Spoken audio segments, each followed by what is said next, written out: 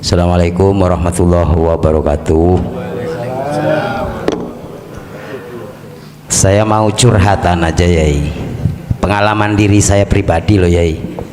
Ya memang selama ini dari akil balik sampai sekarang kan memang saya ini istilahnya itu sudah terdoktrin gitu dengan syariat-syariat seperti itu Yai. Sampai sekarang terkadang masih melekat Yai.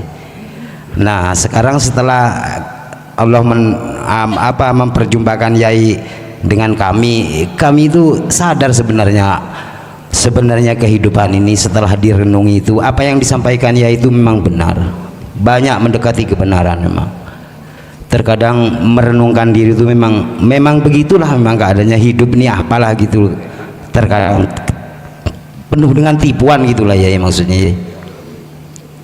Itu kalau sudah sadar Yai, ya mohon aja doanya untuk terus mendoakan kami ini Yai, sebagaimana untuk mempertajam terus tentang tasawuf ini.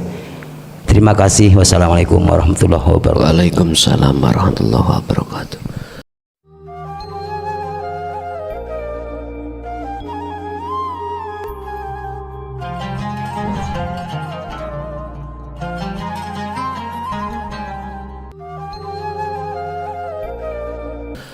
Waman tabi'ani, kata Rasul, fattabi'uni, akhirnya disebut sebagai man tabi'ani, orang-orang yang mengikuti ajaranku.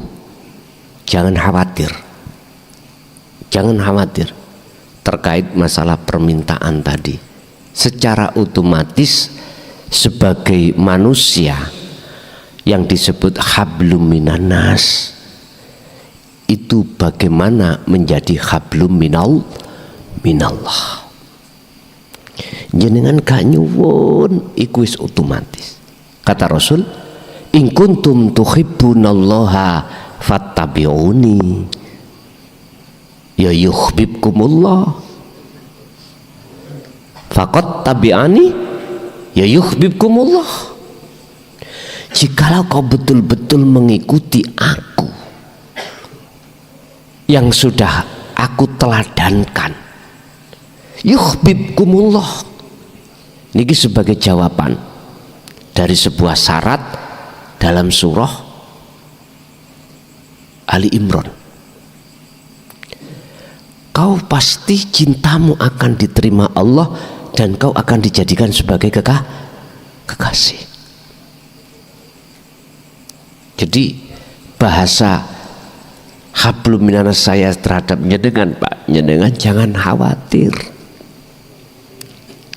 pasti itu terjadi walaupun kita jauh secara dohiriyah, bahkan tidak pernah bertemu sekalipun, ketemunya hanya di YouTube, di medsos.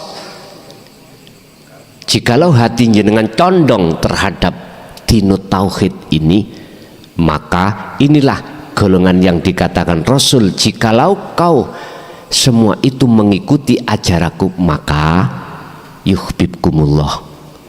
Jangankan di medsos, Pak, kita contohnya mana pernah ketemu Kanjeng Nabi?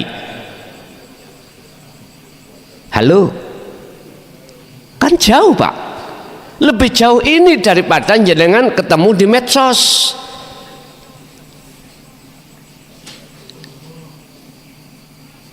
Yun sewu, ada memang seseorang yang mengatakan jikalau kau belajar di YouTube, gurumu setan. Kalau nggak ketemu wongi orangnya, sama halnya kau berguru terhadap saya. Yun sewu, Pak, ini risalah yang Rasulullah bawa dulu.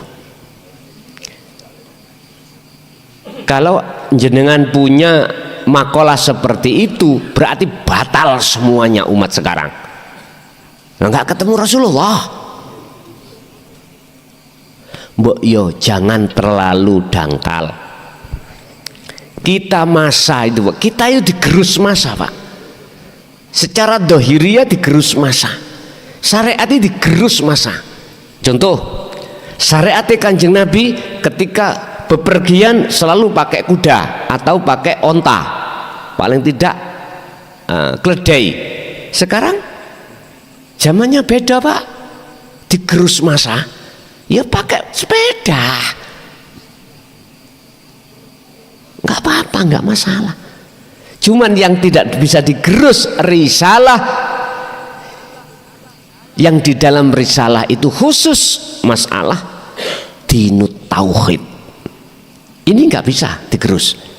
Mulai Nabi Rasul siapapun, sapa Kanjeng Nabi Muhammad sama. Ani butullaha wastanibut tauhid. Ini kita nafi isbat, meniadakan hati selain Allah. Yang dimaksud Allah adalah laisa kamitsli syai'un, dalam konteks apapun, aspek apapun yang berperan. Habis itu menetapkan semua itu adalah ingsun, Allah itu yang mendominasi. Tinggal kita itu mau nggak sampai pada derajat yang termulia atau tertinggi di mata Allah, itu yang disebut takwa. Inna akramakum indallahi atqakum. Inilah iman yang sudah ihsan. Assalamualaikum Gus. Nyun penjelasan. Yang pertama, kuburan berjalan beserta isinya. Yang kedua, bernafas tapi tidak bernyawa. Matur nuwun. Assalamualaikum warahmatullahi wabarakatuh. Yang kedua tadi, bernafas tapi tidak bernyawa. bernafas tapi Tidak bernyawa. tidak bernyawa. Pun kuburan yang berjalan, apa sih makna dari kuburan? Tempat pendemane wong mate, niku namanya kuburan. Kok ono kuburan melaku? Artinya banyak hati manusia yang dalam keadaan mati tapi dia berjalan. Itulah kata orang Jawa, batang uris.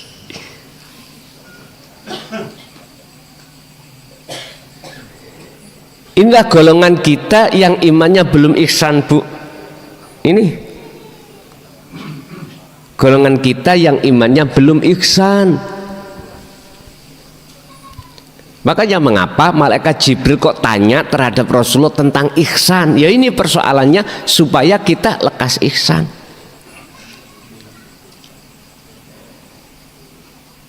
Dikatakan berjalan kuburan itu ya golongan-golongan ahli hijab iki, Pak. Satu. Dua, bernafas tapi tidak bernyawa. Apa sih bernafas itu? Ambekan tapi tidak bernyawa. Itulah tempatnya dikatakan tajalli tadi. Melakukan tapi tidak merasa melakukan. Melakukan sesuatu tapi dalam hatimu sudah tidak lagi panjenengan yang melakukan. Sopo sing melakukan? Yorep yang ada dalam diri jenengan.